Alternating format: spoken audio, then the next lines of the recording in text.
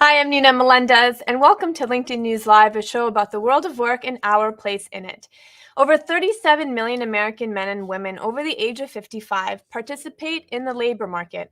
In fact, workers aged 65 and older are the fastest growing segment of the workforce, according to AARP research. And yet, the economic conditions of a post pandemic world has impacted them in a unique way. Older adults are dipping into their savings more, pushing back retirement, and navigating age discrimination in spite of the tight labor market. So, what opportunities have opened up for the 50 plus workforce, and what hurdles continue to exist? Joining me now is Jo Ann Jenkins. She is the CEO of AARP, the nation's largest nonprofit, nonpartisan organization dedicated to empowering people to choose how they live as they age. Before becoming CEO, she served as the Chief Operating Officer and Executive VP. She previously held many leadership positions within the federal government, including COO of the Library of Congress. Jo Ann received her bachelor's from Spring Hill College. Jo Ann, welcome. Thank you. It's good to be with you, Nina. Good to have you. Jo Ann, let's just start quickly. The pandemic has hit people differently, but everyone has been impacted by its aftermath, particularly as it relates to work. What is a main concern right now in that regard for your members? Well, we know, as you said, that, across the board, we've all been affected in the workplace with respect to COVID. But for older workers in particular, if in fact they lost their job or got laid off, it is doubly hard for them to get back into the workplace. And we know that for many, particularly in this tight labor market, we're seeing a lot of our members want to either go back into the workplace or stay in the workplace longer. And I think that's a new trend that's going to affect us in so many ways. On the positive side, bringing more people back into the employment sector, particularly as it relates to health issues in that healthcare workforce. But at the same time, it also is very difficult if, in fact, you've been laid off. We know it takes twice as long to get back into the workplace if you're over the age of 50. And so those are some of the things that we need to keep front and center as we think about older workers in the workplace. And there's also, speaking of trends, a trend now known as unretiring, where people are leaving retirement to go back to work. What is the driving force behind it? Is it purely just economic? So for many people, it is I want to go back to work because work provides me that fulfillment and purpose in my life. And for others, they have to go back financially because they don't have enough money to live on. I know one of the great experiments we tried at AARP, and we heard this directly from our AARP employees, is that we now have a 5-year kind of rollout. If you want to try retirement, you can actually go part-time where you're working, lesser hours during the week, or you can come in a week or stay home a week and sort of going through, because so many people are finding that they didn't actually want to retire. They just needed a break or sabbatical. And so you're seeing not only AARP, but a whole host of companies who are looking at how to re-engage older workers and keep them in the workplace longer, because there is such a shortage of workers out there. You mentioned that it takes twice as long for folks to get hired if they are above the age of 50. What contributes to that? Well, I think, algorithms, the way we write our algorithms when we use these search engines to sort through resumes. I think also age discrimination is there. I know that in some of our latest information, 78% of older workers said they felt like they had been discriminated in some way in the last 12 months. So we know that ageism is alive and well, and discrimination from with respect to age. We also think that, as you look at the competition in the market, there is this preconceived notice that older people cost more, and that isn't necessarily the case. I mean, I think that there have been many studies to justify no, there are different parts of the workplace depending on the kind of job that they're in, that older workers don't necessarily cost more than hiring a younger worker. But AARP is the first place to say we don't want to be competing with younger workers. We think there's enough jobs around for all of us to be happy in the workplace doing the kind of meaningful work that we all want to do. And supplement too. There's Yes, experience, absolutely. right. Um, about retirement, you know, when I was growing up, it was, 60, 63, 64, 65. How has that changed now with, the plans for folks who are 50 right now? Are they still planning on retiring in 15 years? Has that number gone up over, and how has that changed over the past 20 years? So we have definitely seen with our members the fact that people want to stay in the workplace longer. And as you said, 10, 20 years ago, people were retiring when they were 55, 60. Now we're seeing people wanting to stay in the workplace well past 70. And so, we are very supportive of that, of people staying in the workplace as long as they are capable of doing those jobs and being there. I think you see the impact that it's going to have, on Social Security and some of those other programs, that as people stay in the workplace longer, they're actually paying into the Social Security system longer. And so that's a good thing. But I think that we have to make sure that, just like we do at AARP, we're building teams of people. And we think older workers bring culture, bring experience, bring wisdom to the workplace in ways that help round out the culture of organizations. Not just nonprofits, but for-profit companies as well. And so having that mix of multi-generations in the workplace, we think is a good thing. And certainly we have white papers and business reviews that validate that. That in fact you get a better outcome when you have multiple generations in the workplace at one time. I personally, I love going to folks who are older in the workplace. I feel like I learned so much from just sort of sitting at the feet of folks who've been there and done that, and who can, kind of help guide and mentor because they've earned their stripes, or so to speak, in the industry. So, talking about retirement, and you mentioned Social Security, in these kinds of conditions, what does it take to retire? And can folks who are 30 today depend on Social Security for the future?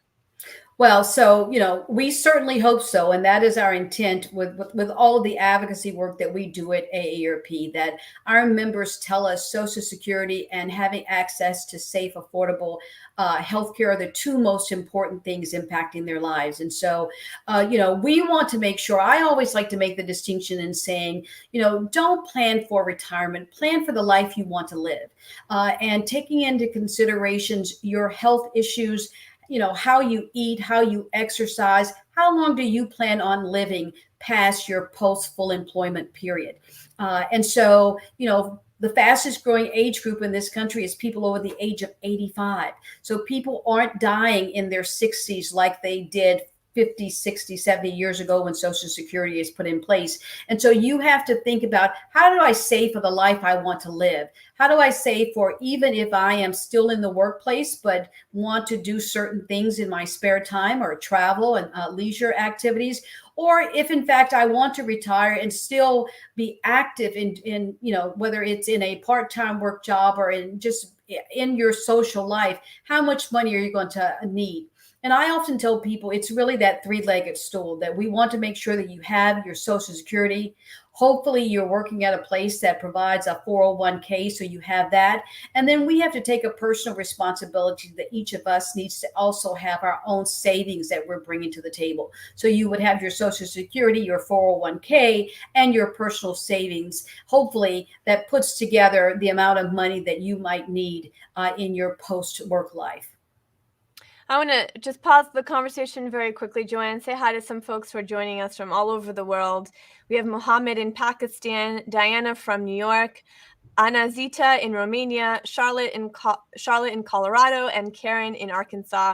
Thanks for joining the show. If you have any questions for Jo Ann, she is the CEO of AARP. Put them in the comments box and we'll get those answered for you. And I've got Nancy here who's saying, I have been qualified and capable for many jobs, but feel that being in my mid-50s, she is experiencing some age discrimination, and she still has many more years to work before she wants to retire. So for someone like Nancy, Jo Ann, what are some resources for people who feel that they have been discriminated against because of their age? What can they do? Well, sorry to hear this for Nancy, but it's not surprising because we hear it from so many people. You certainly can come to aarp.org, and we have resources that will help you prepare for the conversations you need to have with the potential employer. But I always tell people we have to make sure that we're prepared. We need to make sure that we know how to present ourselves in that virtual document. No longer are most companies using written resumes. For this older generation, we need to make sure that we're prepared with the use of technology and how you're actually presenting yourself for that potential job, but also to make sure you know your rights, that you have just as much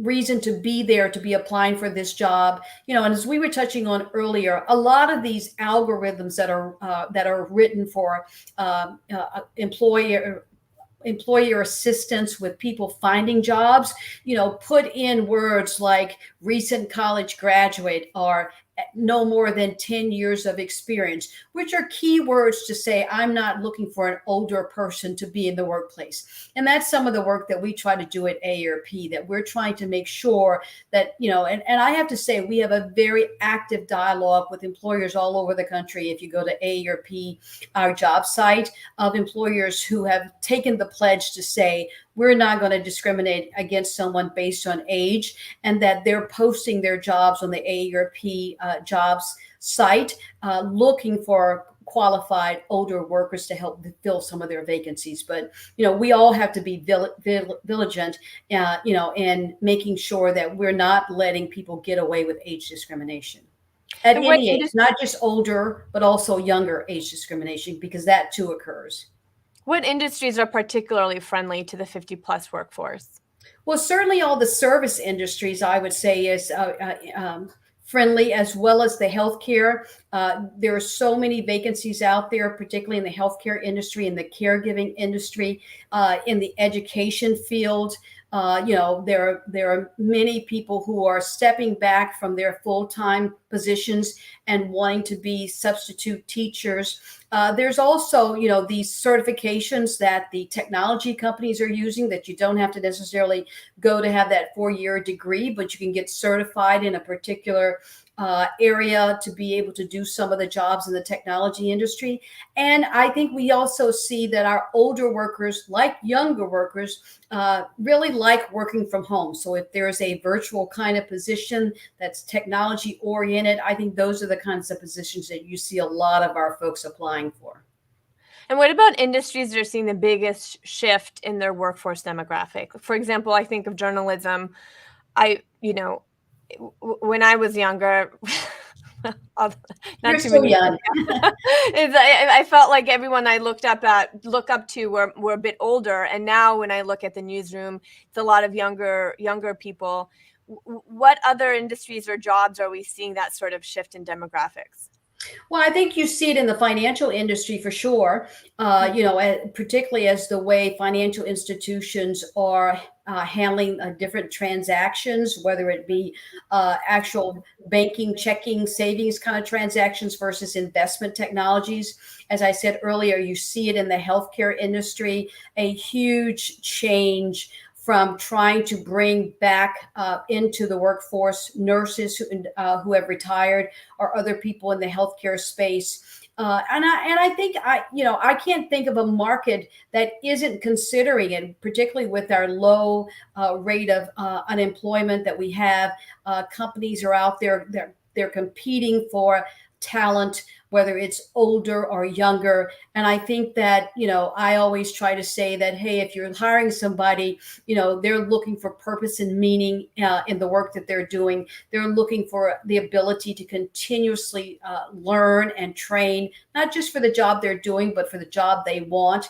Obviously, they're looking for some kind of financial support there, and they're also looking for greater flexibilities, meaning they want to be able to work at home on certain days to be able to do that. So I think those are the 4 main drivers that if you're trying to recruit someone, you need to be focused on, and making sure you can articulate what it is your company is actually offering in those areas. And when you look at trends in the workforce, Jo Ann, as it relates to the 50 plus population, what would you say concerns you the most? Is it age discrimination? Is it health? What is it? Well, I would say certainly age discrimination is at the forefront because we're seeing so many people live longer, healthier lives, and certainly have the mental and physical capacity to work, additional years. That isn't everyone, but for many, particularly those who have not had to work in hard blue collar jobs, you're seeing a longer work span that people have the opportunity to participate in. So age discrimination, and from that standpoint, I also think that many people need to continue to work in order to have access to health care.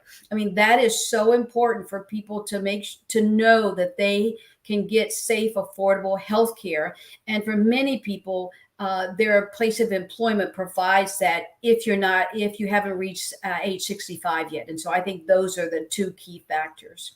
And I as I do said want to. earlier, that many people work because they can't afford to live financially. They need that additional income. But for many people, it's what gives their life meaning and purpose. So they're working at a job and fulfilling that purpose and fulfillment in their lives. I want to talk about the healthcare in just a moment because you've had a big victory. But let me say hi to some folks who are joining. We've got a couple questions as well.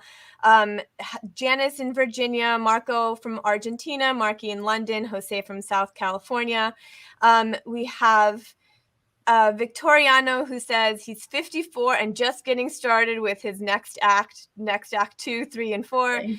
And Yvette says, it makes me sad that people don't value the wisdom that folks over 50 bring to the workforce. There's too much value on degrees versus experience.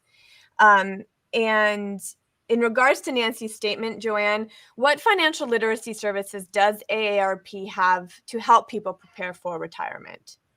So we have on our website at aarp.org our retirement calculator, so people can go on there and use that and drop in their numbers to know how prepared they are. We also provide a whole host of free educational information and content about saving, about finding jobs, about preparing for your retirement years or your post full-time work life.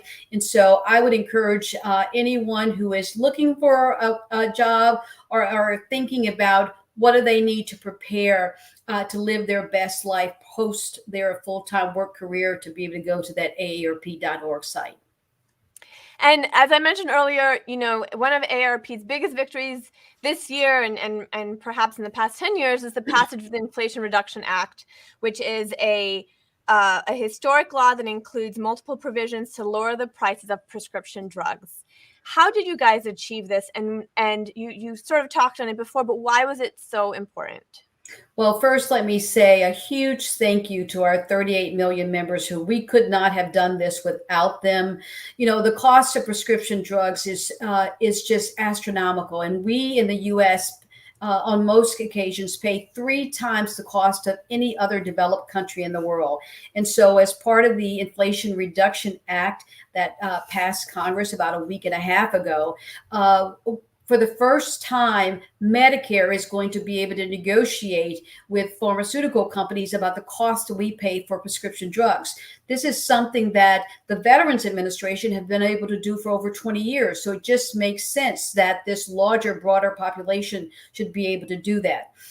In addition, it puts a cap on out-of-pocket expenses at $2,000 a year. So if in fact you happen to have one of those diseases that the cost of your prescription is $50,000, $60,000, you know that if you're on Medicare, that you're not going to pay more than $2,000 a year. And that is such peace of mind for our members. And of course, a provision in this that says they put a cap of $35 a month on the cost of insulin. So many of our members and other Americans across the country take insulin every day, and to know that it's only going to cost you $35 a month is just a huge sigh of relief for so many, many people.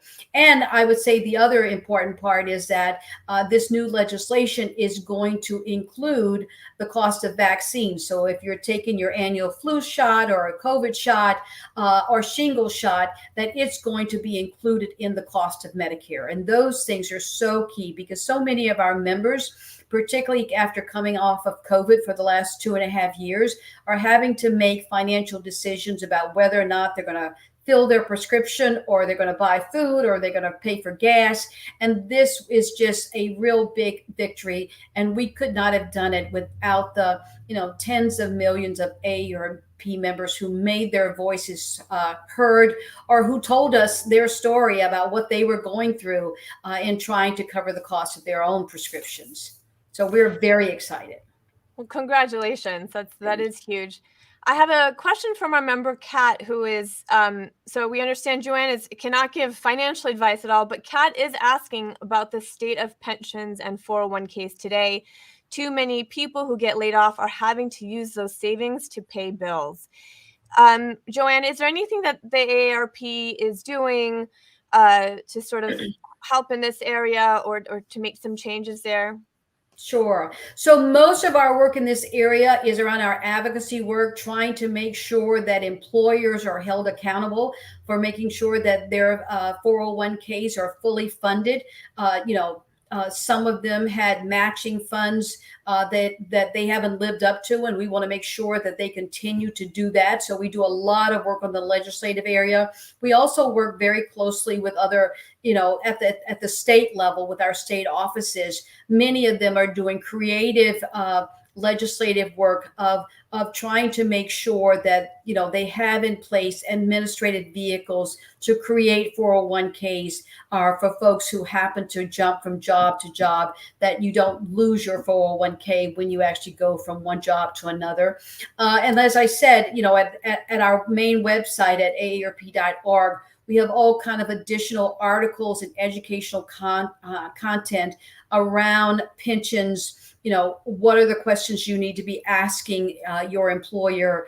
How do we need to make sure that those are protected, that you're actively engaged in how it's being managed? But, unfortunately, so many companies are no longer offering 401k matching, and many of them are not even offering the vehicle for you to save directly yourself if in fact they don't offer a matching component. So that's been one of the things that we've been really engaged with at the national level, and then also trying to implement those same kind of standards at the state level, because as I said, it's your Social Security, it's your personal savings, and it's your 401k retirement program that's going to make the difference in how you live your best life. Right, the three-pronged approach, as you said earlier. Jo Ann, before I let you go, you have 38 million members and offices in every state. What are some of your members most optimistic about? I mean, we've talked about ageism and age discrimination and even the drug prescription problem, where people dipping into their 401ks, and it can feel a little dire in a way, but there are victories like the Inflation Reduction Act. Mm-hmm. What are your members excited about or looking forward to or optimistic about?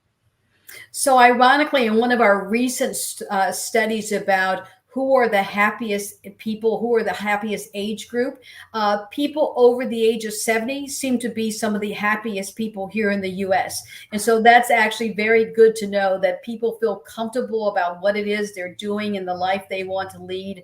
I think more than anything, I hear optimism about people taking charge of their own personal health and their own personal lives. We know that if in fact you're isolated and alone, it's equivalent to smoking 15 cigarettes a day. And so living a healthier life that includes a balanced food diet as well as exercise, having that appropriate savings so that you don't outlive your financial means, certainly allows us to to be more optimistic about the future. But I think for us, we all have to make sure that we're saving and planning for the days in which we might need to dip into that. But we're optimistic about the future. We're engaged. We offer a lot of wisdom that we bring to the workplace, and we love working with that multi-generational folks in the workplace as well as in community. And so I think that, together, we're preparing to move forward in our post-COVID life and really trying to make sure that we're prepared to live out our best lives. I love to hear that folks who are 70 and older are the happiest Yeah. cohorts of the of the United States. That Yeah. makes me really happy. It's because they don't have Instagram, let me tell you, that's Exactly. why. Jo Ann, thank you so much for joining us today and for really sharing your knowledge with us. We really appreciate it. Thank you. It's my pleasure. That was Jo Ann Jenkins. She is the CEO of AARP. And thank you for everyone commenting in the stream. So sorry we couldn't get to all of your comments. You can continue the conversation here, make some connections, share some tips, or you can check out some of our other stories to the right of your feed. Or if you're on mobile, just click into your search box. I'm Nina Melendez. Thank you so much for watching LinkedIn News Live. See you next week.